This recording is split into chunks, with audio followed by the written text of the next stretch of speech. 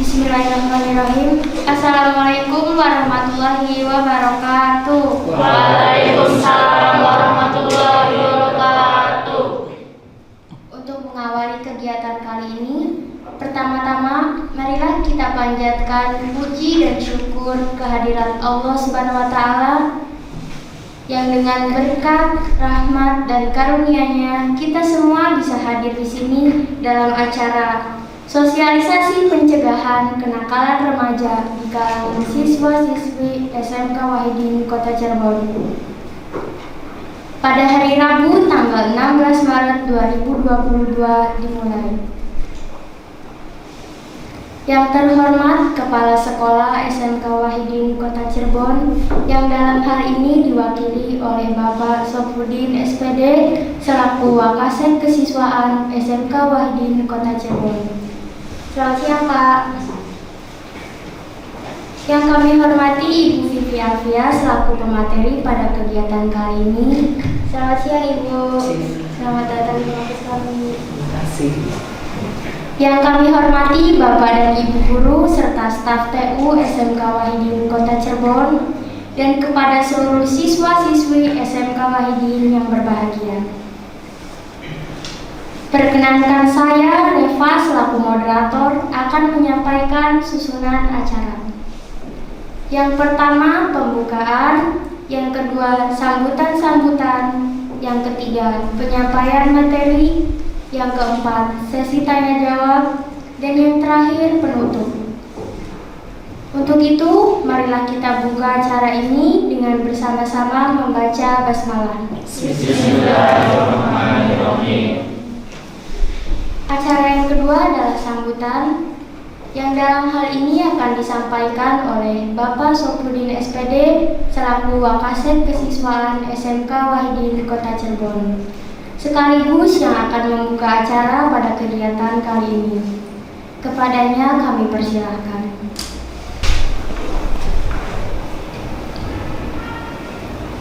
Bismillahirrahmanirrahim. Assalamualaikum warahmatullahi wabarakatuh. Waalaikumsalam warahmatullahi wabarakatuh. Pada yang terhormat Ibu Dr. Haja Vivi Alfia Psikolog, selamat datang Ibu di SMK Wahidin.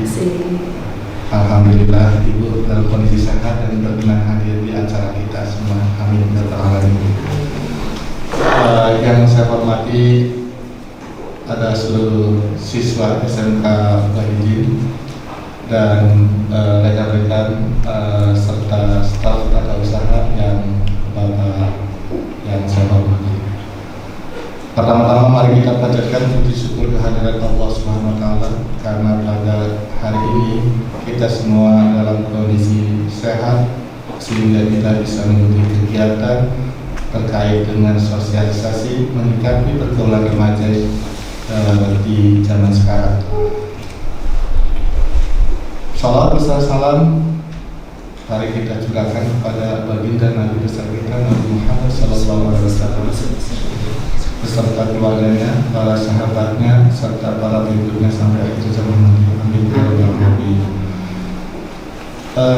Yang pada kesempatan ini mohon izin harusnya yang berbicara adalah Bapak Kepala Sekolah, namun beliau pada hari ini tidak bisa hadir karena ada kegiatan yang tidak bisa dilakukan sehingga kegiatan dilanjutkan kepada kami selaku wakil kepala sekolah di bidang kesiswaan.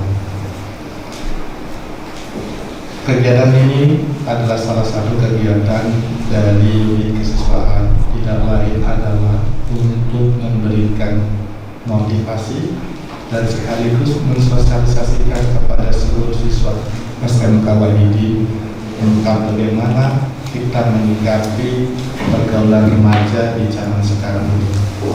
Karena banyak hal kita bisa melihat yang terjadi fenomena-fenomena di zaman sekarang adalah hal-hal yang tidak diharapkan oleh kita sebagai generasi di tahun ini. Oleh karena itu, melihat dari latar belakang itulah kami berpikir perlunya adanya satu kegiatan yang bisa mengajak kepada seluruh siswa SMK Wahidin baik itu kelas 10, 11 maupun 12, sehingga mereka benar-benar di dalam menyikapi pergaulan di zaman sekarang itu sangat berhati-hati. Ya, tentunya bagaimanapun bahayanya, maka itu perlu disosialisasikan.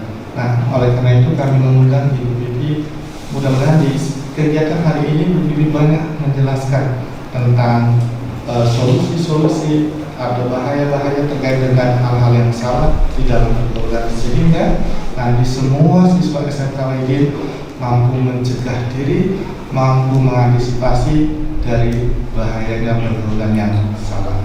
Nah, mungkin itu saja Ibu tujuan kami mendengarkan ini, dan mudah-mudahan kegiatan ini banyak manfaatnya untuk seluruh siswa.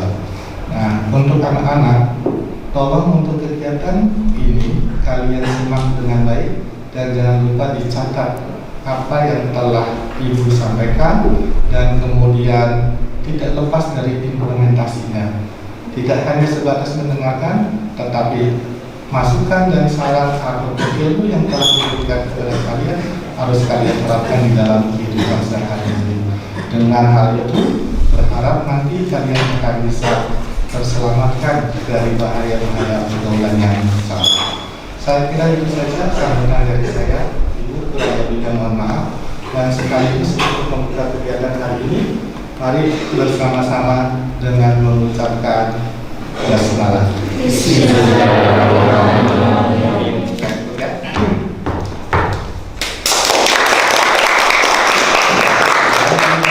Assalamualaikum warahmatullahi wabarakatuh. Waalaikumsalam warahmatullahi wabarakatuh. Terima kasih kepada Bapak Safrudin SPD atas sambutan yang telah disampaikan. Acara yang selanjutnya yaitu acara inti, penyampaian materi menyikapi pergaulan remaja di zaman sekarang, yang akan disampaikan oleh Ibu Vivi Alfia selaku pemateri kita. Agar lebih semangat, kita beri aplaus dulu untuk Ibu Vivi.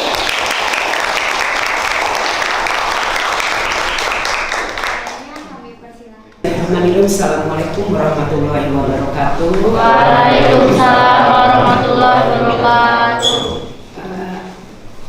Pertama-tama saya mengucapkan terima kasih dan saya memberikan apresiasi yang mungkin nggak cukup dengan 2 jari kali ya, mungkin jempol sih jadi bahwa alhamdulillah di SMK Wahidin ini betul-betul kegiatan untuk bagaimana menyelamatkan generasi kita di zaman sekarang ini betul-betul diperhatikan ya oleh pihak sekolah.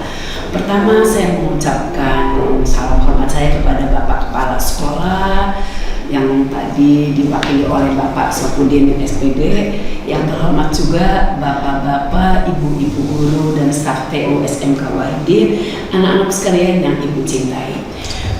Di suasana yang cerah ceria ini, di siang yang ya panas-panasnya seger, mudah-mudahan kita tetap fresh, tetap semangat ya untuk belajar bareng dalam acara sosialisasi tentang bagaimana sih menyikapi pergaulan di zaman sekarang ini, karena kita miris sekali kenakalan remaja akhir-akhir ini sangat-sangat begitu memprihatinkan. Bukan hanya memprihatinkan kalian semua, tapi terutama kami sebagai orang tua dan tenaga pendidik pun sangat-sangat ya kita sangat prihatin, dan kita juga kadang dibikin bingung mengatasinya. Oke, dan saya berharap sekali mudah-mudahan anak-anak saya di sini insya Allah tidak ada lah ya ikut-ikutan pada pergaulan remaja yang saya rasa misalnya negatif. Anak sekalian, kalau kita bicara tentang kenakalan remaja, kalau kita mau cari artinya atau definisinya, kenakalan remaja itu kira-kira suatu perilaku, suatu perbuatan yang melanggar hukum, yang menyimpang dari norma-norma, dari aturan-aturan, dari hukum yang ada di masyarakat yang dilakukan oleh anak remaja. Hampir setiap hari, mungkin kalian juga sering dengar, atau bahkan mungkin kalau pakai ini juga sudah gampang lah ya. Hampir kita mendengarkan setiap hari di berita kayak di iNews, di RCTI, pokoknya di stasiun TV manapun, hampir setiap hari diberitakan kasus-kasus kriminal yang banyak sekali pelakunya adalah remaja. Dan ini sangat prihatin sekali. Dulu mungkin zaman bapak guru kalian masih muda-muda, atau taruhlah zaman Bu Vivi dulu masih muda, kenakan remaja mungkin masih dalam batas-batas ya apa ya disebut wajar juga ya enggak itu, tapi artinya masih batas-batas yang kami menyikapinya nggak terlalu yang gimana gitu ya, seperti kayak yang memprihatinkan sekali. Dulu mungkin ada tuh zaman dulu anak-anak yang sudah bolos, ada anak-anak yang lain motor kebut-kebutan, ada. Mungkin hanya sebatas itulah. Anak-anak yang pulang sekolah belum waktunya ada. Anak yang ejek-ejekan sama teman ada. Anak yang bulat ada. Tapi untuk sekarang, oh ternyata kuantitas dan kualitasnya kenakalan remaja itu sangat lebih dari yang dulu-dulu. Bahkan anak remaja sekarang itu kenakalannya bukan hanya sekedar bulan, tawuran, tapi sudah mengarah kepada tindak kriminal. Hampir setiap hari saya dengar berita tentang kayak misalnya penangkapan anak-anak yang pakai narkoba, kemudian tawuran, apalagi itu istilah lidah makanan kita sehari-hari, berita itu kita lihat. Tapi banyak sekali yang membuat saya miris adalah banyaknya kasus-kasus kejahatan, kasus kriminal yang dilakukan oleh anak-anak remaja. Contoh belum lama ini, maaf ya, ada di daerah Jawa Barat, saya nggak pernah menyebutkan, itu ada anak yang masih di bawah usia, ya masih umur 15 tahun, maksud saya masih usia di bawah umurnya. Tapi maaf, diperkosa rame-rame oleh teman-temannya, oleh 7 anak. Itu di daerah Jawa Barat. Dan sebelum si korban ini diperkosa, si korban ini dijejeli dulu minuman keras dan obat-obat terlarang. Tentu saja anak perempuan ini sudah sangat tidak berdaya, tidak sadar, dan maaf dikerjailah sama teman-temannya 7 orang itu. Belum lama juga saya juga dengar, saya nggak mungkin nyebutin ya nama suatu sekolahnya atau daerahnya. Di Bengkulu ada juga seperti itu, anak masih umur 14 tahun, maaf diperkosa rame-rame juga, ada 3 orang dengan pelajar-pelajar SMP. Pelakunya anak-anak SMP, korbannya pun anak SMP. Dan berita itu dulu mungkin 5-6 tahunan yang lalu mungkin masih kita kaget-kaget mendengarnya.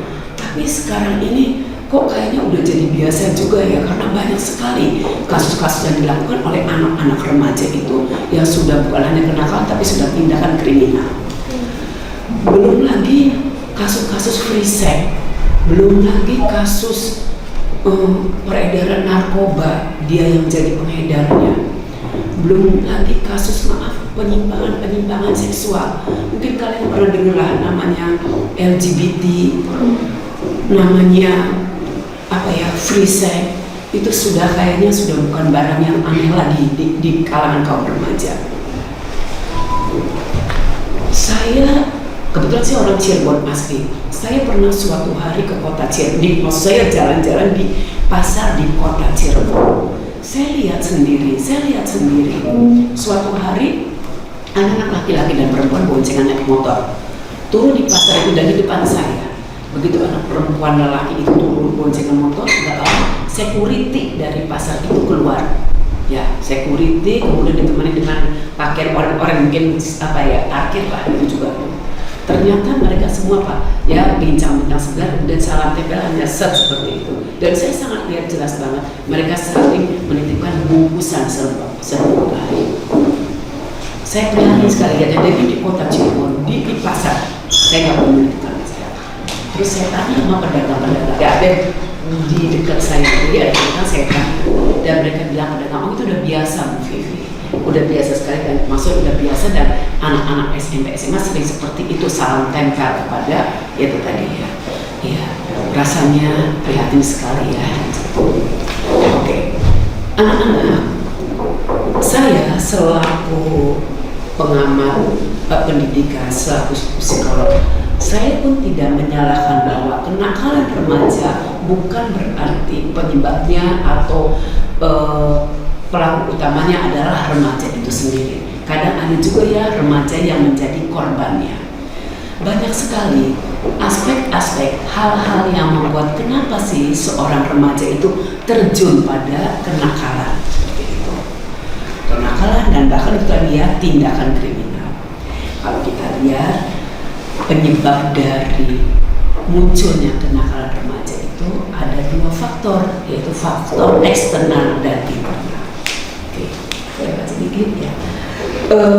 Anak-anak seperti yang tadi saya singgung, bahwa sekarang tontonan, sekarang berita-berita tentang kenakalan remaja, tentang kriminal yang dilakukan oleh anak-anak remaja sudah sangat memprihatinkan dan banyak sekali kasusnya. Ini seperti gunung es. Apa bukti gunung es? Suatu gunung es batu besar dibongkar, bongkahan es batu besar dan dia membentuk suatu gunung dan ada di lautan. Hanya bagian permukaannya saja yang terlihat. Artinya kasus-kasus remaja ini yang terekspos, yang terungkap, yang tertangani hanya mungkin bagian permukaannya saja. Yang tidak tertanganinya, banyak banget. Hanya 20% saja. Hanya 20% bagian atasnya saja. Bisa dilihat ya. Nah, seperti ini. Sementara yang bongkahan es besar ini, yang masih di bawah ini 80%-nya kasus-kasus tindakan kriminal, kasus-kasus kenakalan anak remaja yang tidak diketahui oleh orang tua, tidak tersentuh oleh gurunya, tidak tersentuh oleh masyarakat atau media, dan sangat tidak diberitakan. Nah, ini yang kadang kita hanya melihat sisi ini ya. Padahal sebetulnya banyak sekali di bawah ini masalah-masalah yang belum tertangani. Tadi saya cerita bahwa, saya ngomong bahwa ada banyak sekali penyebab kenapa sih remaja menjatuhkan diri pada pergaulan yang tidak benar, pada kenakalan remaja, bahkan pada tindakan kriminal.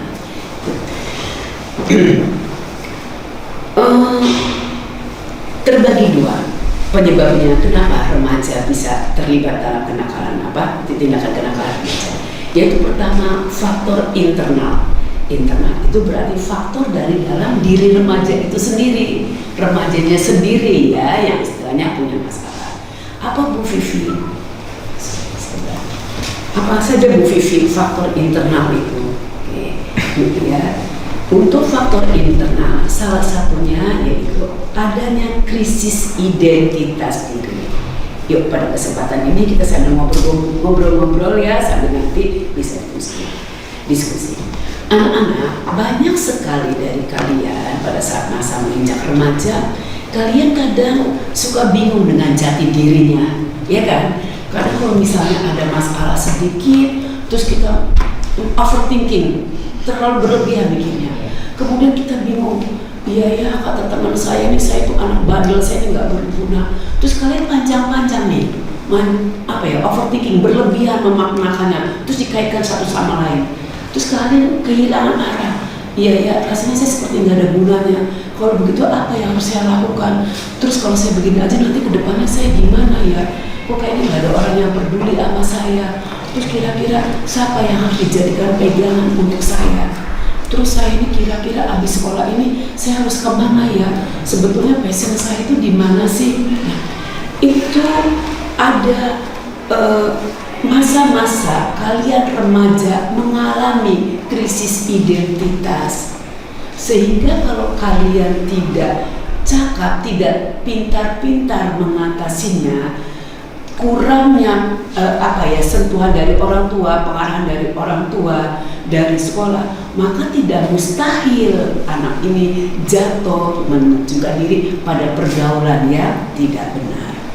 Jadi pertama salah satunya adalah krisis identitas diri. Terjadinya krisis identitas diri biasanya manakala kita sedang menghadapi masalah, kita sedang menghadapi sesuatu yang berat, maka kita kadang merasa diri ini paling terpuruk, ya kan? Diri ini paling nggak berguna, diri ini paling sengsara, diri ini paling nggak cakep lah, nggak ada, ya pokoknya dibandingkan sama teman-temannya nggak ada bagus-bagusnya lah, ibarat seperti itu. Kemudian kita tadi mencari-cari, saya nanti harus kemana, terus saya gimana ya, terus kalau saya ini begini apa yang harus dilakukan. Nah, remaja suka seperti itu. Kadang orang tua kita ini kadang dulu abai terhadap hal itu, maka tidak mustahil remaja merasa khawatir, merasa cemas, dan kompensasinya adalah tidak mustahil dia lari ke teman-temannya yang kebetulan teman-temannya pergaulannya positif, akhirnya bisalah terbawa si remaja ini. Yang kedua yaitu kontrol diri yang lemah. Anak-anak, Allah itu kan memberi kita itu kan Masya Allah ya, hati, otak, pikiran.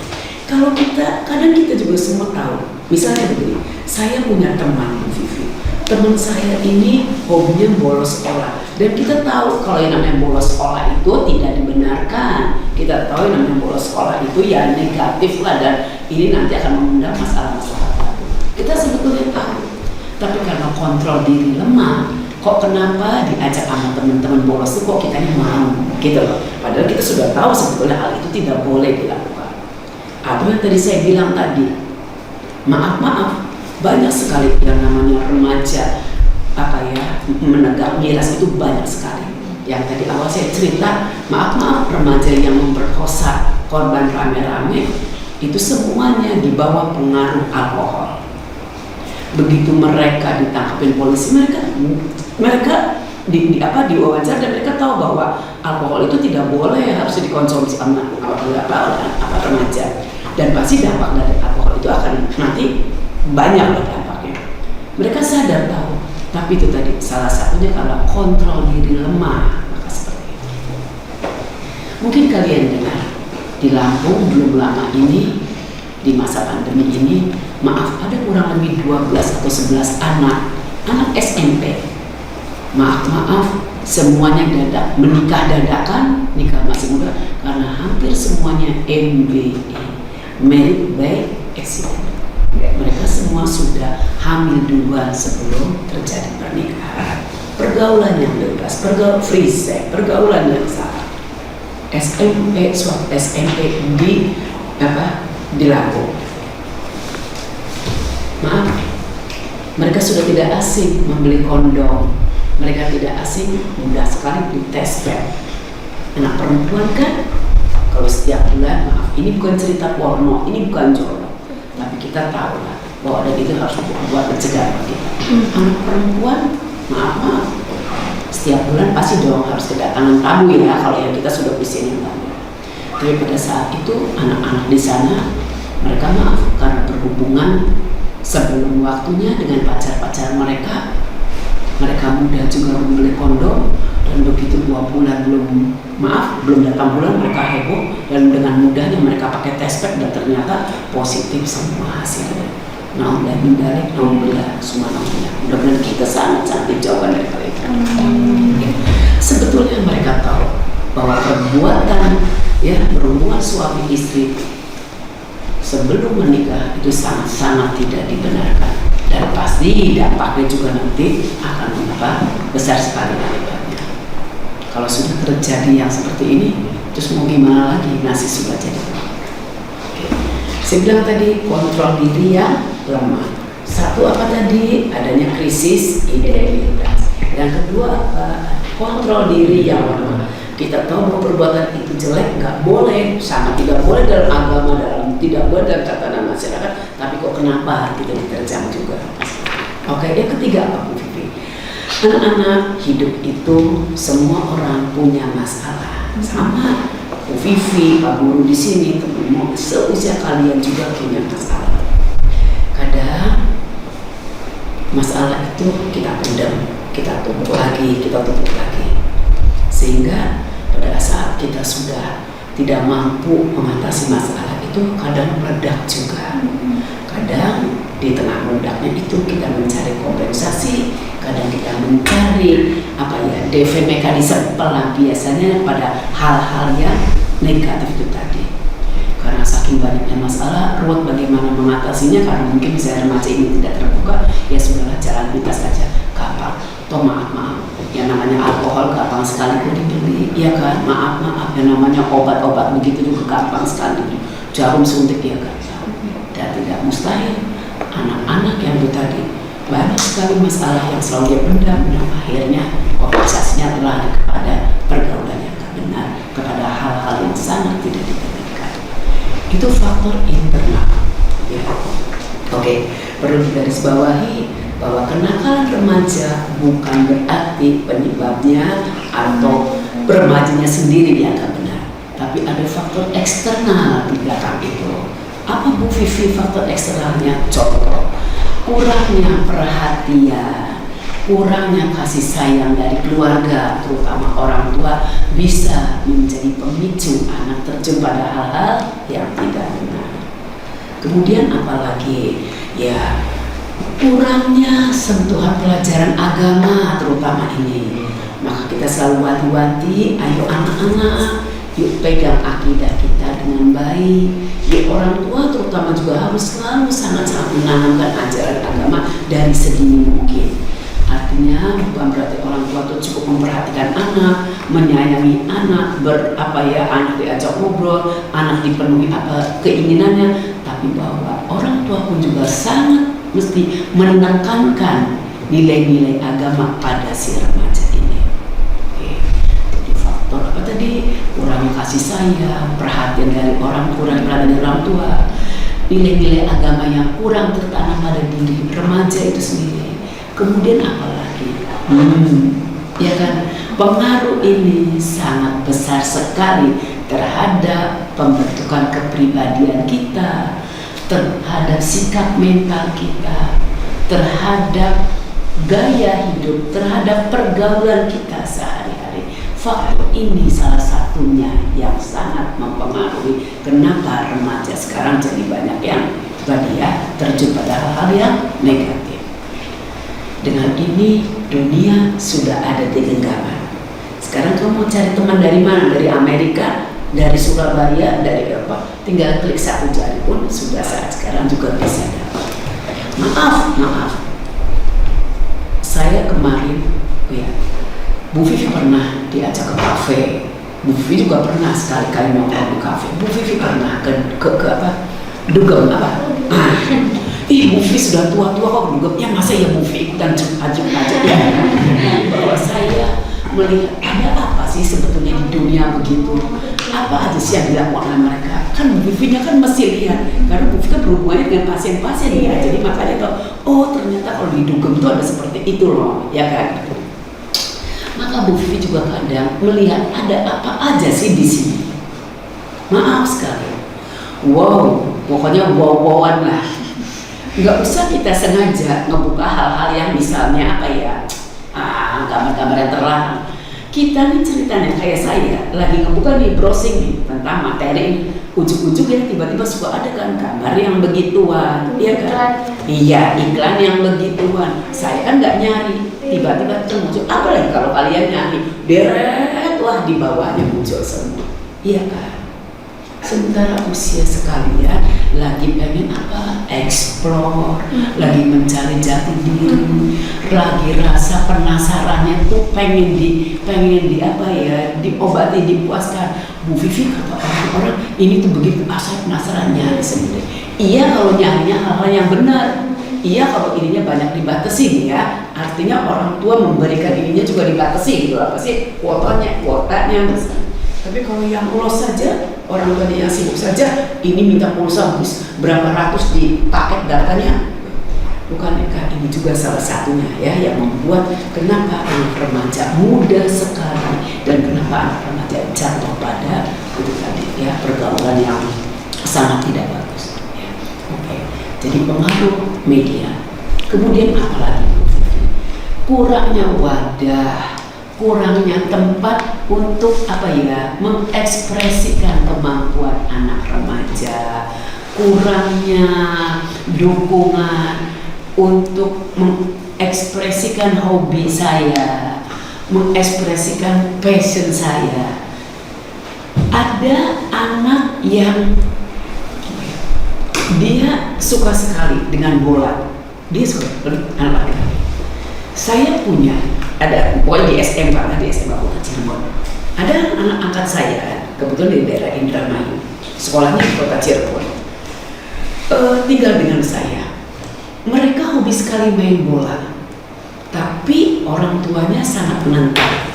Mereka pikir kalau main bola itu ya nanti pasti mengganggu pelajaran lah, ngabisin waktu aja lah, buang-buang tenaga, belum nanti mesti beli kaos bola, beli sepatunya, bla bla bla lah, mesti ada perlu, sehingga bagi mereka udah tidak ada gunanya.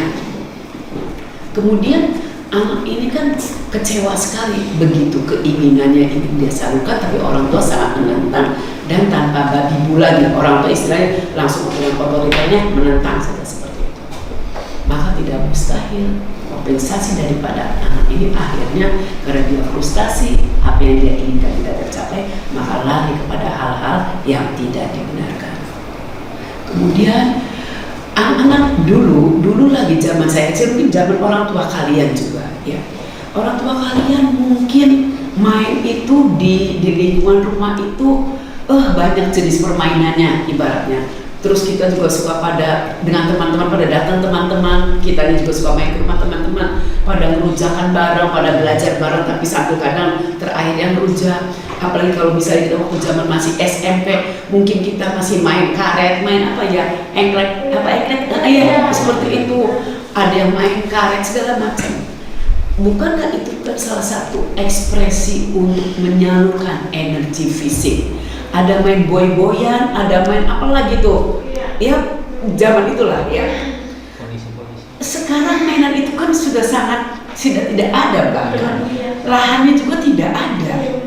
Maka anak ini kalau hanya pulang ke rumah tidak ada penyaluran seperti itu, hanya mainan ini saja, ya bete lah ibaratnya. Dan manakala kita tidak ada kegiatan yang positif, manakala kita dirundung perasaan bete, maka tidak mustahil lari kepada ini, lari kepada ceceran dengan teman yang aneh-aneh di akhirnya bahasnya. Jadi bahwa salah satu penyebabnya faktor eksternal adalah kurangnya wadah untuk menampung atau mengapresiasikan bakat kalian, kebiasaan kalian dan sebagainya, hobi kalian seperti itu. Ya. Pokoknya kalau zaman baheula mah seru lah, pokoknya main-mainnya, kegiatan-kegiatan beda jauh dengan anak sekarang. Tapi dan makanya pada saat kami masih muda-muda itu, masih anak-anak, makanya ketika kenakalan teman-temannya juga itu tadi ya, masih hal-hal yang wajar lah ya. Oke. Kemudian faktor apa lagi Bu Vivi? Faktor eksternal itu adalah pengaruh dari teman. Wow, pengaruh dari teman itu sangat besar sekali. Kan ada pepatah ya, kalau kita bergaulnya dengan penjual minyak wangi, maka kita kelepetanlah bajunya sedikit entah banyak, kelepetan baju kita menjadi wangi. Dan sebaliknya, maka kan suka ada pepatah, kalau saya mau mengenal si A, lihat saja teman-teman si A-nya seperti apa. Maka itulah A, seperti itu. Bahwa ternyata faktor pertemanan, pertemanan itu sangat mempengaruhi sikap kita, perilaku kita, kepribadian kita. Maka anak-anak, yuk hati-hati dalam mencari teman, dalam berhubungan dengan teman. Apalagi kalau misalnya kita asal cari teman aja, asal dapat teman saja, begitu ternyata teman yang kita dekati ternyata error dan kita nggak bisa menolak, ya tidak mustahil kita akan terbawa, nggak benar kan? Saya sarankan untuk kalian, yuk, kalian kan masih usia mungkin sekitar ya 17-18. Saya sarankan carilah teman juga yang usianya tidak jauh beda dengan usia kita. Kenapa Bu Vivi? Ya tentu saja kalau kalian usia 18 tahun tapi bergaulnya anak-anak umur 27 tahun sudah beda ininya. Iya kan? Kalian masih pelajar SMA. Mereka umur 27 tahun mungkin sudah sarjana, sudah mungkin lagi nyari kerja atau taruh udah selesai SMA, sudah selesai sekolahnya. Mereka mungkin masih nongkrong jam 11 malam. Lah kalian kan masih punya kewajiban untuk sekolah pagi hari. Gimana mau bisa bangun pagi kalau misalnya jam 2 malam masih nongkrong, ya kan? Nah, jadi itu juga awas faktor pertemanan, faktor dari pengaruh teman besar sekali pengaruhnya kepada kita. Ya. Kemudian apa lagi? Gaya hidup. Anak-anak, wow, sekarang itu ditawarkannya, disodorkannya gaya hidup yang hedon. Ya kan? Sok deh lah kalau lihat segala tontonan, apalagi maaf, aduh banyak sekali ya yang namanya apa nih, startup belanja, iya kan, pokoknya mau dihitung mah yang segala macam Shopee bla bla. Bukankah itu menawarkan, iya kan, perilaku gaya hidup yang boros, yang hedon, yang apa ya, hobi shopping. Bu Vivi murah loh, Bu Vivi apa promo bebas ongkir. Nah, ya kan, apalagi nanti kalau apa tanggal cantik, bulan cantik, nah jam berapa itu? Wah, apa nggak keblinger tuh? Iya benar, harganya murah. Bu Vivi masa dompet cuma 2.000 perak. Sekarang di dompet 2.000 perak, kamunya nggak butuh. Apa nanti nggak jadi sampah nanti? Iya kan? Oh, saya ini seorang ibu, punya anak dong. Sama anak saya pun seperti itu awalnya. Wow, segala pengennya dibeli karena ini disodorkan. Iya kan? Murah meriah, cakep-cakep lagi. Oh, kalau suatu produk kalau difoto cakep-cakep ya. Begitu dibeli sih. Lah, barangnya kadang tidak sesuai dengan ekspektasi.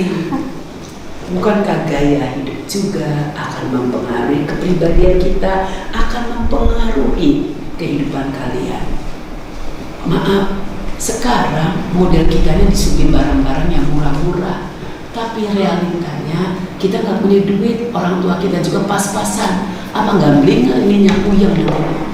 Iya, kalau pusing air sabar-sabar dulu, aduh tahan dia jangan beli. Tapi maaf, tidak sedikit anak-anak air bohongin orang tua, iya kan? Mau beli apa aja boleh mah belinya apa. Ibu ada sumbangan Bu dari sekolah, suruh nyumbang uang untuk ini, tapi ternyata sebetulnya tidak dari apa untuk kepentingan sekolah. Perilaku membohongin orang tua, bahkan mungkin maaf mulai belajar berani mencuri-curi. Mungkin awalnya mencurinya di rumah dulu. Kalau sudah terbiasa mencuri di rumah, tidak ketahuan dimaafkan, tidak apa-apa, biasa. Akhirnya maaf, tidak mustahil, akhirnya terjadi mencurinya di luar. Apa bukan ini suatu tindakan kriminal? Kalau udah urusannya seperti itu, repot ke sana. Jadi banyak sekali faktor yang membuat kalian akhirnya mudah terjerumus pada pergaulan yang tidak benar. Tapi Bu Vivi yakin tiap manusia atas kasih sayang Allah kan punya ini, ya kan, kita kan feelingnya juga bicara, enggak, yang ini enggak benar, yang ini pemborosan, yang ini enggak usah dibeli, kan punya ini dong, kita juga punya saringan. Maka ayo kita harus pakai apa, kontrol dirinya yang kuat. Kan tadi ya faktor internalnya adalah salah satunya apa, kontrol diri yang lemah. Ayo, biar di sini banyak ditawar-tawarin segala macam barang, segala macam promo. Oh no, say no for sure. Ya, katakan tidak untuk apa? Belanja seperti itu. Oke. Yuk, faktor internal sudah, faktor eksternal. Bu Vivi, kalau kayak gitu supaya remaja enggak jatuh pada pergaulan yang enggak benar, enggak ikut-ikutan perilaku kenakalan remaja, apalagi sampai tindakan kriminal, apa dong Bu Vivi, kita ini mesti seperti apa sih menyikapinya dan mesti seperti apa Bu Vivi? Oke, yuk. Idealnya yang seperti ini mungkin benar-benar didengar oleh orang tua ya, bahwa karena ini juga PR untuk orang tua juga sebetulnya.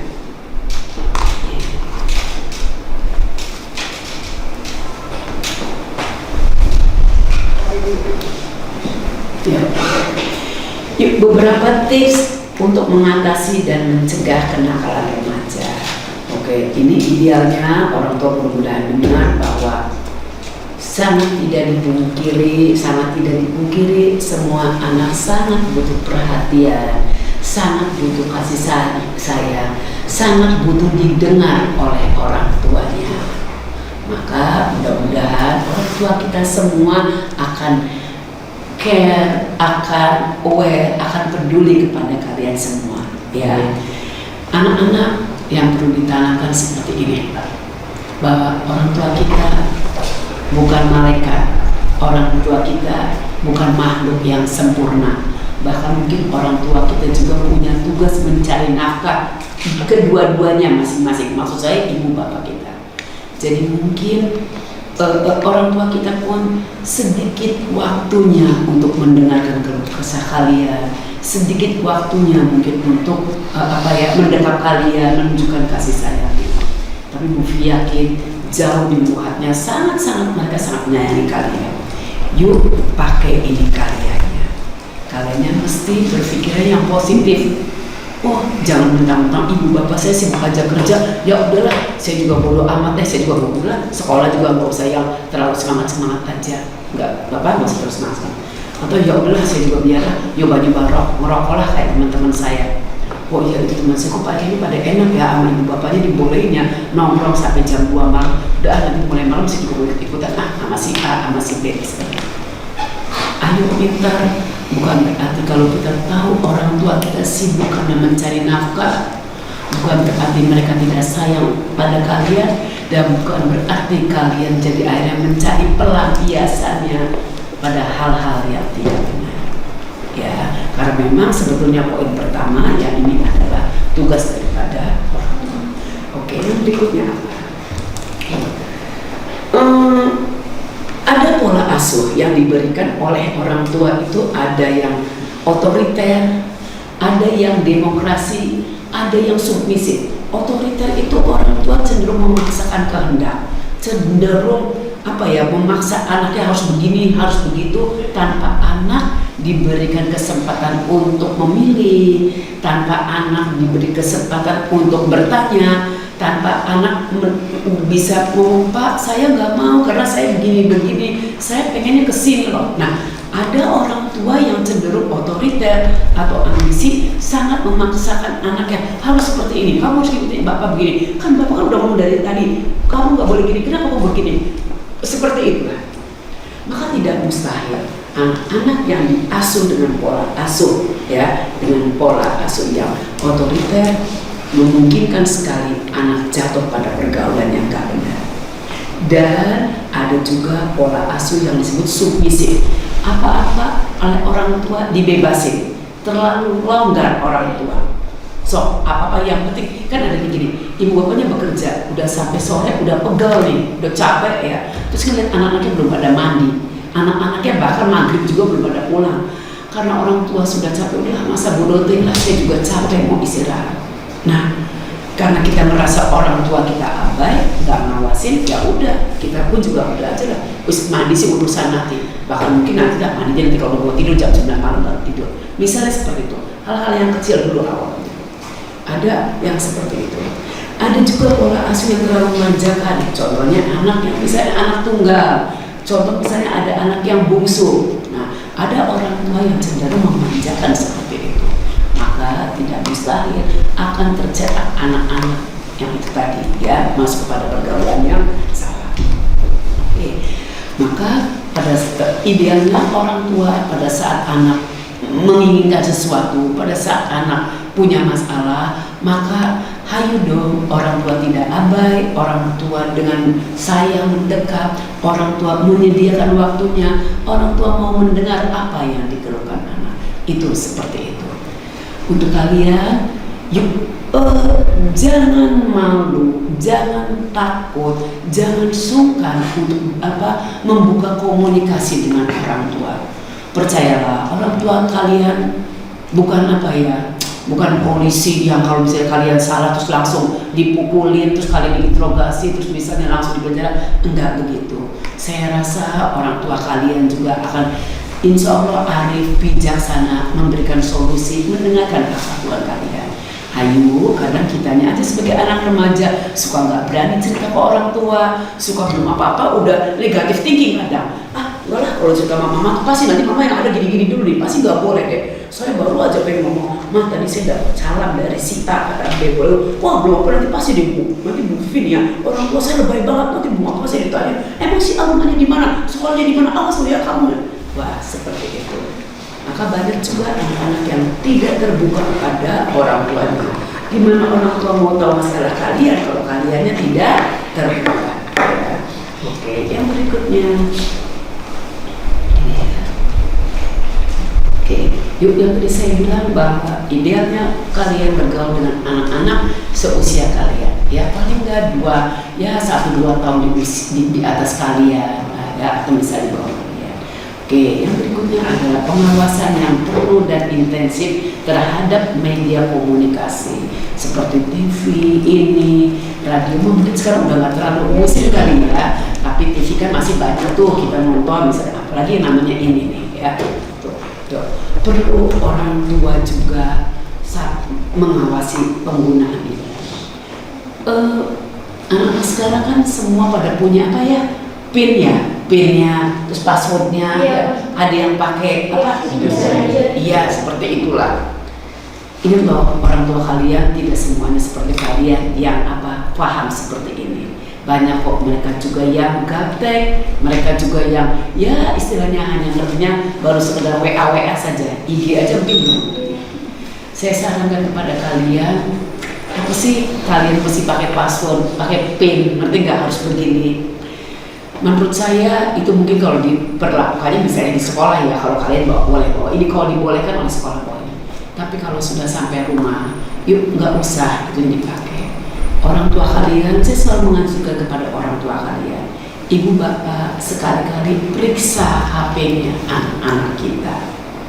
Jangan sampai kita melihat anak-anak kita ini manis-manis, alim-alim, bager-bager.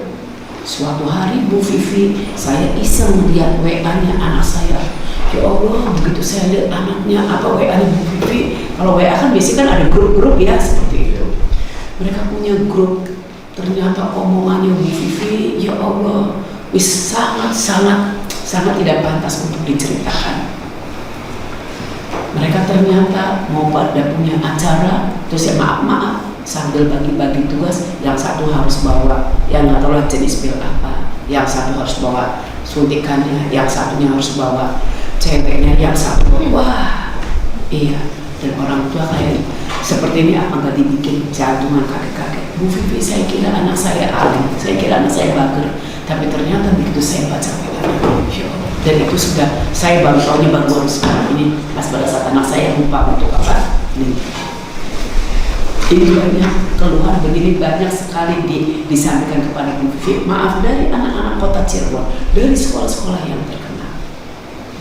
Jadi saya rasa anak-anak saya tadi bilang tidak semua orang tua kayak malaikat. Orang tua kita banyak tidak sempurnanya. Orang tua kita pun juga banyak mungkin tidak punya waktu untuk memperhatikan kalian, tidak punya waktu untuk mungkin baca ini kalian. Tapi mestinya bahwa mulai sekarang kita mesti punya kontrol diri yang kuat. Meskipun kita tidak diawasin oleh orang tua, tidak orang tua kita selalu meriksa segala macam. Yuk, kalau kita punya saringan yang kuat, kontrol yang kuat, insya Allah kita semua selamat. Ya, oke. Yang berikutnya, ya, saya juga menghimbau sebetulnya bahwa diperlukan sekali juga bimbingan kepribadian di sekolah. Jadi kan di sini ada guru BK ya. Mudah-mudahan guru BK itu fungsinya tidak hanya sekedar misalnya memanggil anak yang pada saat itu punya masalah, atau misalnya anak ini pada saat keluar SMK atau SMA dipanggil, maka ini nanti kamu kalau kuliah mesti ngambilnya yang ini sebaiknya bla bla. Tapi bahwa mudah-mudahan guru BK di sini juga aktif-aktif untuk mensosialisasikan gimana sih supaya anak-anak remaja tidak kita lihat bahwa pada betulnya nggak benar. Terus misalnya ada isu-isu yang sekarang ini misalnya isu-isu yang memang kurang bagus, misalnya kayak berita tentang LGBT, itu harusnya juga disosialisasikan apa LGBT dan kenapa orang bisa ikutan LGBT ya, kegiatan supaya kita selamat tidak ikutan begitu seperti apa. Nah itu tadi maksud saya, mudah-mudahan pihak sekolah mudah-mudahan konsisten untuk memberikan pengarahan kepada siswa-siswanya. Dan ini sebetulnya bukan hanya tugas BK saja, tapi tugas semua guru, tugas wali kelasnya ya. Oke, yang berikutnya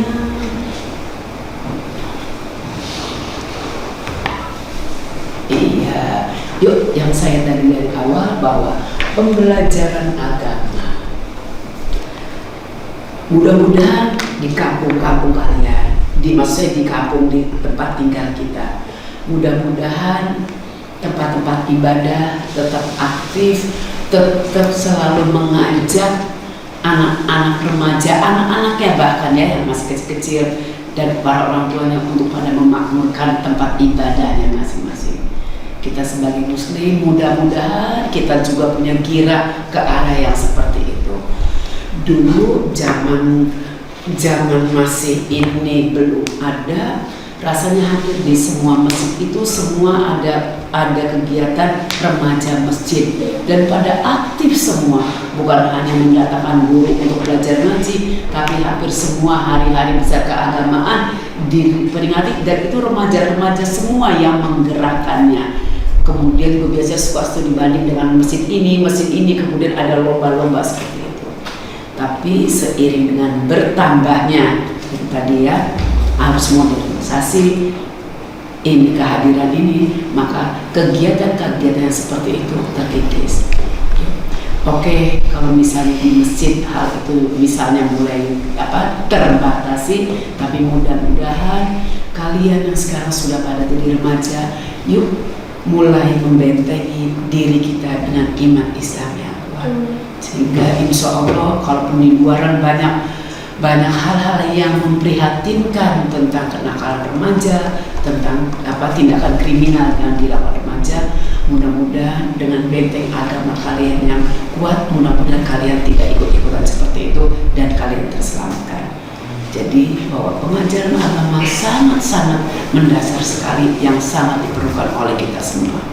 Dan itu idealnya penanaman nilai-nilai agama pasti diberikan sejak sedini mungkin. Tidak pada saat kalian sudah pada gede-gede nih, kalau udah SMA, baru misalnya diterangin ini kenapa mesti sholat, kenapa mesti kita, maaf kalau misalnya menstruasi, kenapa mesti mandi besar. Saya rasa mudah-mudahan orang tua kalian sudah sedini mungkin ya mengajak kalian belajar ngaji, belajar sholat, karena memang agama lah yang sebetulnya sangat membentengi diri kita nanti. Oke, yang berikutnya. Oke, ya, yang saya tadi bilang bahwa sekarang ini kurangnya wadah untuk menampung ya, untuk menyediakan ekspresi kalian, hobi kalian sulit untuk diekspresikan. Maka mudah-mudahan orang tua kalian, bukan hanya orang tua, tapi misalnya lingkungan di masyarakat kalian juga, di sekolah juga, atau misalnya kalian juga bisa mencari wadah-wadah untuk menyalurkan hobi kalian, untuk menyalurkan potensi-potensi kalian. Saya suka jalan-jalan di daerah Stadion Bima, itu kalau sore itu banyak sekali kegiatan-kegiatan keolahragaan. Tapi di sebelah sana, jadi kan ada patung Bima ya, tahu ya, nah itu kan banyak sekali tuh kegiatan olahraga, ya kegiatan keolahragaan. Tapi ada lagi namanya gedung itu ada tuh sanggar-sanggar kesenian untuk wadah-wadahnya kaum anak muda, remaja untuk kota dan kabupaten Cirebon. Mudah-mudahan kalian hayu sekali-kali menyempatkan ke sana, dan siapa tahu itu bisa menampung ini kalian ya, hobi kalian bisa tersalurkan di situ. Oke, yang berikutnya, nah ini lagi, yuk, idealnya orang tua bisa menjadi tempat curhat untuk kalian. Tapi yang saya bilang tadi, anak-anak, tidak semua orang tua kita mungkin punya waktu itu. Terus kalau kayak gitu, Bang Fit jadi mandek dong. Enggak, nah, ayo kalian mungkin bisa punya teman, ya kan? Punya teman, sahabat, atau punya kakak, atau kita punya saudara sepupu, atau punya tante. Ayo kalau ada masalah, cari tempat curhatnya. Kalau bisa cari tempat curhatnya orang yang positif loh ya, jangan yang misalnya maaf orang modelnya ya maaf lah, yang kredibilitasnya juga udah jelek, orangnya juga ya istilahnya pernah melakukan hal-hal yang gak bagus, terus buat curhat tempat kalian. Menurut saya kurang pas kalau kayak gitu, karena tidak mustahil akhirnya solusi nanti bukan hal-hal yang positif nantinya yang disodorkan ya. Jadi yuk jangan malu untuk menceritakan, untuk berbagi kesulitan, berbagi masalah kepada teman curhat kita. Teman curhat kita idealnya orang tua, tapi kalau ternyata orang tua kita tidak bisa karena kesibukan dan karena berbagai hal, Itu tadi saya bilang bisa teman kita, bisa kakak kita, bisa sepupu kita, ya kan seperti itu. Oke, yang berikutnya.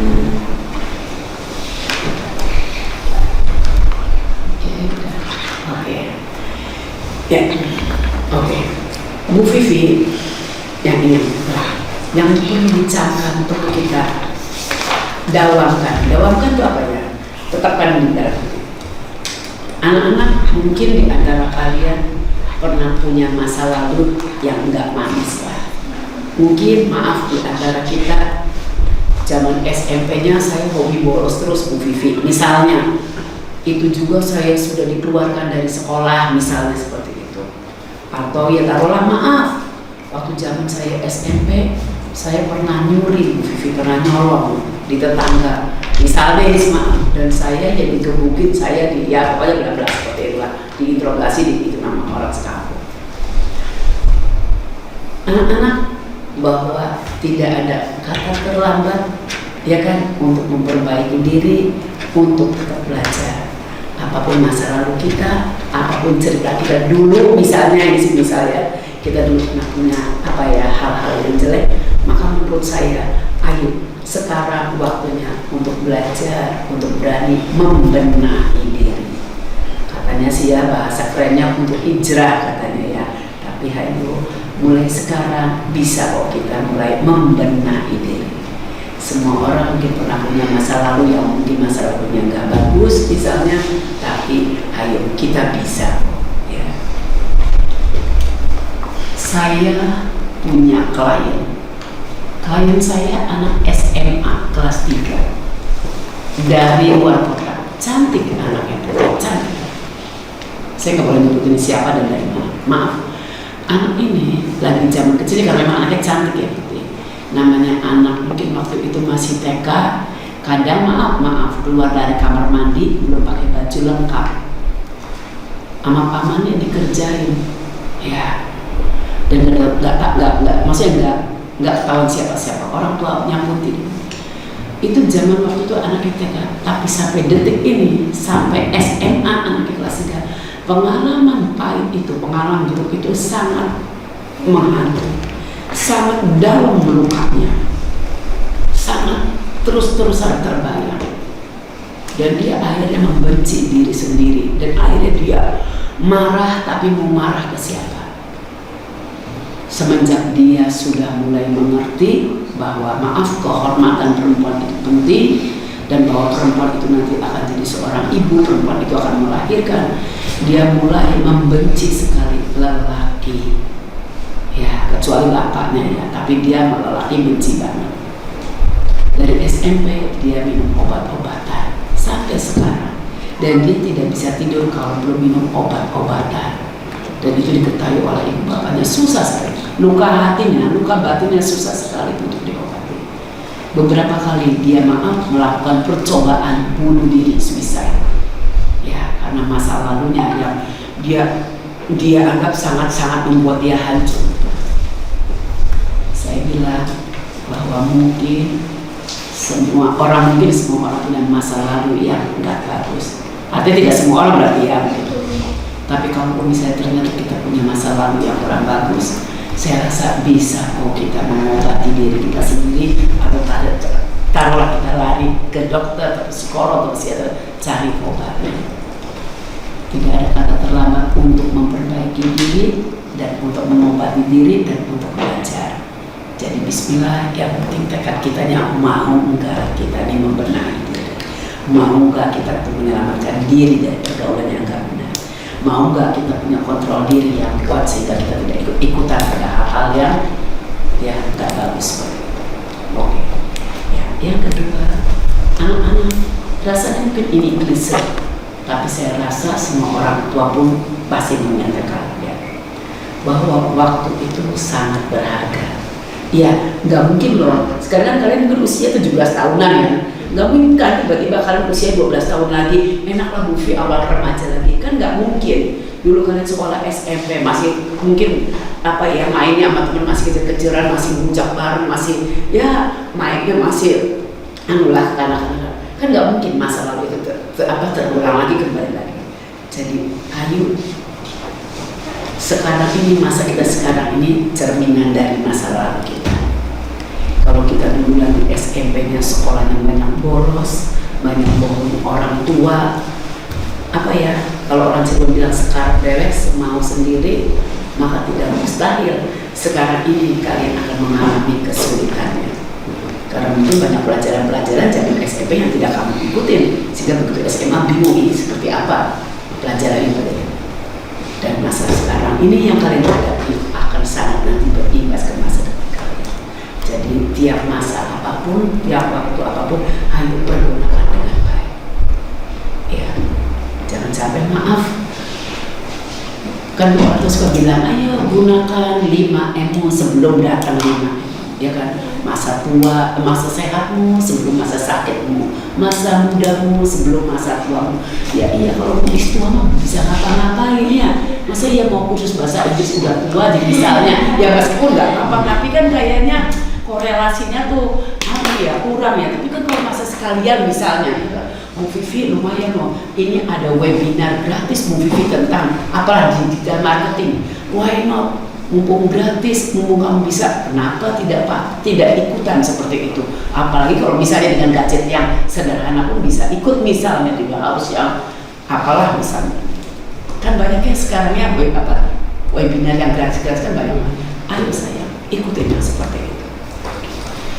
Ya, gunakan masa luangmu sebelum masa sempit, ya kan? Gunakan masa mampu misalnya dalam hal ekonomi, sebelum ibu bapak kamu nggak punya uang untuk nyokolain kamu, untuk mulain kamu, untuk misalnya kamu ikutan kursus, maka ayo pergunakannya seperti itunya. Masa-masa yang kalian hadapi, ayo pergunakannya baik. Oke.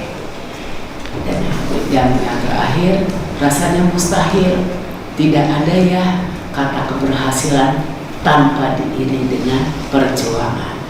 Hanya segelintir orang aja kali ya yang tidak berjuang atau berjuangnya tidak kencang tapi jadi berhasil, tapi jadi wow misalnya. Tapi menurut saya bahwa rasanya kecil sekali kemungkinannya kita akan berhasil, kita akan sukses kalau kitanya tidak berjuang. Dan maaf, sekarang ini kadang anak-anak tuh pengennya instan ya, serba instan.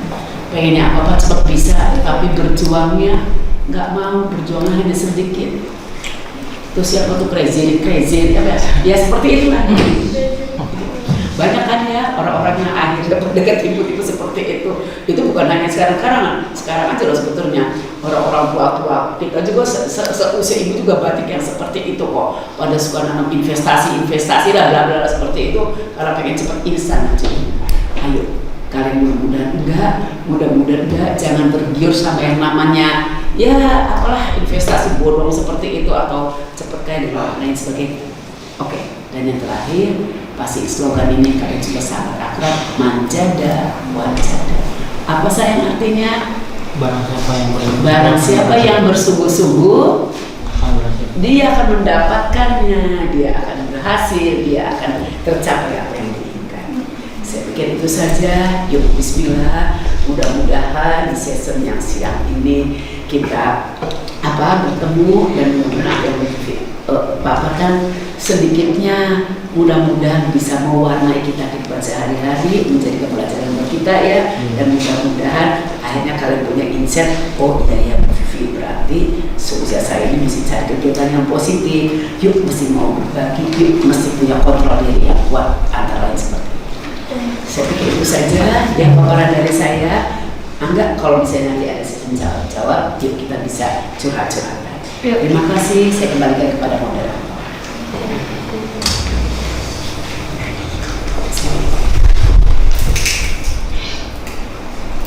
Terima kasih kepada Ibu Vivi yang telah menyampaikan materi pada kesempatan kali ini. Semoga apa yang disampaikan bermanfaat bagi kita semua. Amin.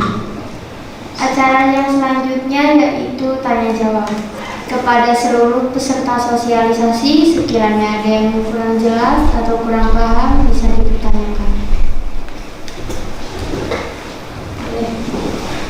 Sebutkan nama dan kelasnya. Perkenalkan, nama saya Danang Pangestu dari kelas 10 APL 2. Saya ingin bertanya, bagaimana caranya orang tua mencegah seorang anak untuk tidak masuk ke pergaulan bebas? Itu pertanyaan. Terima kasih. Oke, langsung dijawab ya. Anak-anak yang tadi saya bilang, idealnya mudah-mudahan orang tua kita mendengarkan ya. Ya, penting sekali, dan salah satu tugas daripada orang tua adalah menyelamatkan anaknya untuk jangan sampai jatuh pada pergaulan bebas. Maka saya bilang tadi, orang tua tidak boleh abai, orang tua sesibuk apapun mesti meluangkan waktunya untuk anak. Anak ditanya, anak didekatin, yuk didengerin apa keluhan anak.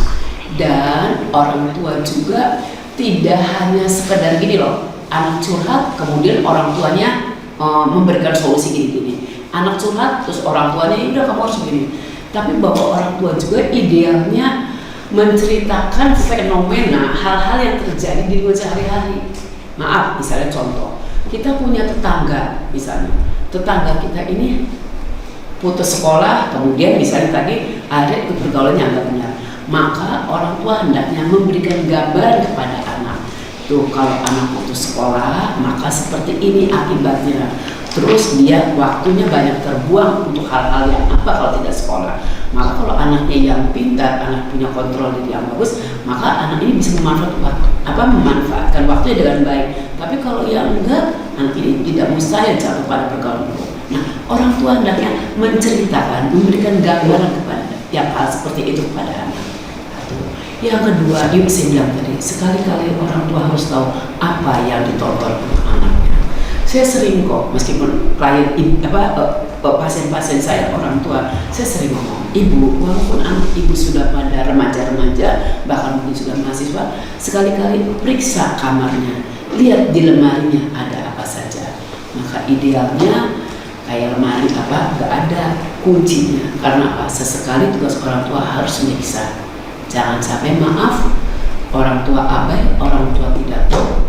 Begitu orang tua mau ngambil baju ke kamarnya anak, begitu lihat di kamarnya anak, di dalam lemarinya maaf, jarum suntiknya sudah tergeletak seperti itu. Jarum suntik, yang seperti ini, pakai sedotan, bolong-bolongnya seperti itulah untuk sebagai alat Kemudian ada beberapa kapet itu obat-obatan seperti itu. Lihat, maaf. Banyak orang tua yang datang kepada saya, Bu Vivi, saya miris sekali. Suatu hari saya nemuin kondom di kamar anak saya, padahal anak saya masih SMA. Saya tanya, maaf ya ini obrolan orang besar, apa mungkin ibu bapak lupa? Enggak bu, bukankah ini juga sudah saatnya? Maka orang tua bukan hanya sekedar saja abai, bukan saja orang tua harus memberikan waktu untuk anak, tapi ayo periksa ada apa sih di kamarnya, lihat HP-nya, sekali-kali boleh buka tasnya. Dan yang namanya kalian gak boleh marah ngamuk pada saat orang tua seperti itu. Justru kalau orang tua begitu akan menyelamatkan kalian. Justru kalau orang tua seperti itu justru berarti sayang sekali pada kalian. Tidak mau kalian sampai gak benar kalian seperti itu. Kadang kitanya aja ya, anak-anaknya aja yang kadang sudah negatif thinking, merasanya orang tua kepo, mau intervensi, orang tua mau tahu misalnya, ya bla bla bla seperti. Padahal tujuannya tidak seperti itu. Oke, jadi yang pertama adalah orang tua harus sangat memperhatikan. Yuk sediakan waktu buat anaknya, ayo anak dekat, bikin quality time dengan anak. Sekali-kali periksa tontonannya, ya kan yang saya bilang, periksa kamarnya, periksa. Dan orang tua juga hendaknya tahu anak kita ini bergaulnya dengan siapa saja, ya kan? Jangan sampai orang tua tidak tahu teman-temannya siapa aja. Sekalinya anak kita maaf sampai takut-takut tidak tawuran, ketangkap polisi, ternyata teman-temannya modelnya gitu semua. Orang tua jauh. Dan yang paling penting juga orang tua mesti mengingatkan, ayo sholatnya, ayo kamu kan sudah balik harus balik, ayo bajunya diberesin, anak terutama anak perempuan, ya kan? Maaf, salah satu pemerkosaan itu tidak mustahil, ya kan? Kesibaknya bajunya yang pada seksi-seksi, bukankah itu mengundang syahwat daripada lelaki? Bukankah yang namanya tindakan kriminal bukan hanya karena faktor diri tapi adanya kesempatan. Ya kan? Jadi, hai orang tua mesti melakukan seperti itu. Oke, itu kan orang tua idealnya ya. Nah sekarang tugas anaknya, maksud saya gini, kalau orang tuanya tidak melakukan itu, maka ayo pertama kontrol diri kita yang kuat, yang kedua ayo minta ke orang tua. Ibu, bapak saya pengen deh sekali-kali ngobrol sama ibu. Pak, ayo sih Pak kita nonton bareng. Kan nggak dosa kamu nonton bareng sama orang tua kamu, iya kan? Wislah kalau nonton bareng, wis makan bakso bareng deh, wislah ngobrol apa segala macam curhat. Bapak lagi zaman bapak SMA kayak saya, terus gimana Pak? Terus bapak temannya siapa? Terus bapak gimana? Kan enak seperti itu. Ya, ayo anak yang mau terbuka pada orang tua. Saya pikir itu ya antara lain ya. Ada lagi ya.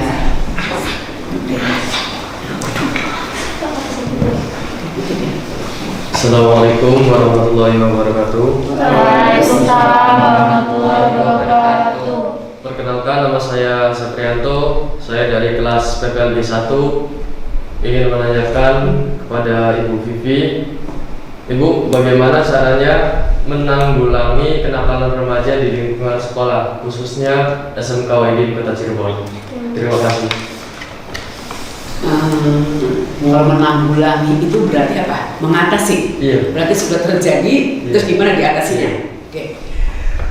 Sebenarnya sih sebaiknya sebelum mengatasi kita sudah mencegah sih ya sebetulnya itu. Tapi kalau misalnya ini sudah terjadi, saya rasa kalau misalnya ini sekolah ya, tugas sekolah.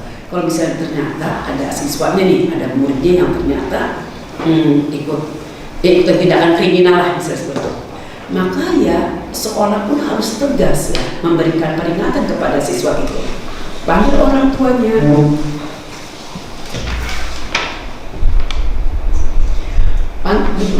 Panggil orang tuanya, anaknya pasti sebelum dipanggil dulu, kemudian panggil orang tuanya dan dudukkan permasalahannya seperti ini. Dan ada sanksi tentunya misalnya. Kenapa ini perlu? Biar ini menjadi efek jerah, bukan hanya buat si anak yang tadi, tapi buat semua sivitas atau kita semua siswa-siswa yang lainnya. Mungkin juga perlu sanksi diberikan. Selain sanksi diberikan, maka yuk anak juga tetap misalnya diberi kesempatan sampai misalnya kurang lebih 3 bulan. Kalau kamu misalnya 3 bulan menunjukkan perilaku yang positif, kamu tidak mengulangi perbuatan kamu lagi, di sekolah akan istilahnya masih bisa menerima kamu. Tapi kalau misalnya kamu ternyata berulang lagi, ya kita sudah akan jatuh pernyataan kamu bisa keluar dari sekolah ini. Misalnya seperti itu. Kemudian masih orang tua juga sangat-sangat memberikan penerangan kepada orang tuanya, pihak sekolah sangat-sangat menekankan kepada orang tuanya bahwa pengawasan dan bimbingan di rumahnya itu lebih ditekankan lagi. Selain yang tadi di sekolah ya, selain tadi siswanya dipanggil dengan orang tua yang didudukkan, pastilah kemudian 3 bulan bisa dalam pengawasan. Guru BK juga memantau, misalnya wali kelas juga tidak segan-segan untuk tetap mengingatkan, untuk terus istilahnya menganggap ada kehadiran kamu, misalnya seperti itu. Kan banyak anak yang ikutan perbuatan kriminal karena merasa misalnya dirinya dikacangin, ya kan, dicuekin, kehadirannya dianggap tidak ada. Kan menurut saya tidak bagus juga. Maka mungkin tugas BK dan wali kelas misalnya, ayo dong teman-temannya mulai ikut mendekati si anak ini, ikut mengajak pada hal-hal yang positif. Ya, mungkin itu beberapa tindakan yang bisa dilakukan oleh pihak sekolah ya untuk menanggulangi kalau ada anak yang bermasalah. Oke, gitu nak. Yuk, ada lagi anak perempuan? Iya.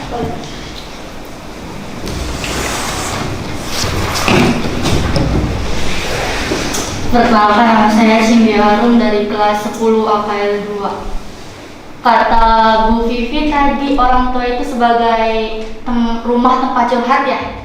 Tapi bagaimana kalau dengan anak yang broken home dan orang tuanya cerai, mengabaikan, taunya cuma transfer uang tanpa peduli dengan keadaan anak itu dan dititipkan ke saudaranya. Bu Vivi banyak punya masalah seperti itu. Tadi yang saya terangkan, kalau orang tua idealnya rumah adalah betul-betul surga. Rumah itu memang tempat kita pulang. Rumah itu tempat kita mencurahkan semuanya, unek-unek kita tuh tumpah semua di rumah. Pegel-pegel kita, fisik, mental kita semuanya dibuangi di rumah. Idealnya seperti itu. Karena rumah harus menjadi tempat yang menyejukkan. Harus seperti itu. Tapi bukankah tidak semua anak terlahir dari keluarga yang orang tuanya lengkap? Banyak orang yang divorce. Kan tadi saya bilang juga bahwa nggak usah itu orang tuanya yang cerai. Orang tuanya yang ada lengkap pun belum tentu kok bisa menjadi tempat curhat. Maka ayo cari tempat curhatnya, misalnya temannya.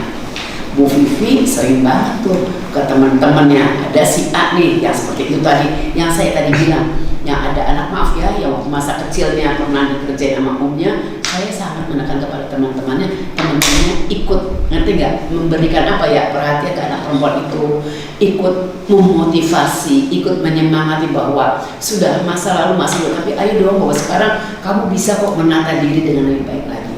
Nah, peran teman juga perlu sekali untuk memberikan semangat, untuk memberikan dukungan kepada kita yang lagi bermasalah.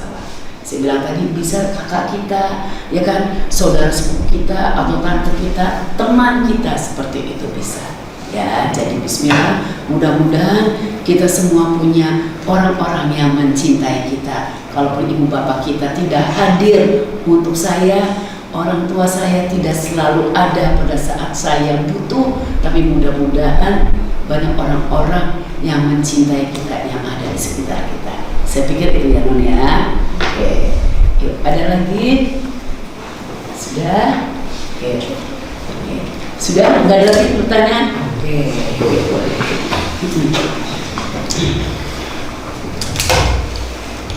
Baik, terima kasih kepada Ibu Vivi yang sudah menjawab pertanyaan-pertanyaan para peserta tadi. Demikian serangkaian acara sosialisasi pencegahan kenakalan remaja dan pergaulan remaja. Sekarang, marilah acara sosialisasi ini kita tutup dengan bersama-sama mengucapkan hamdalah.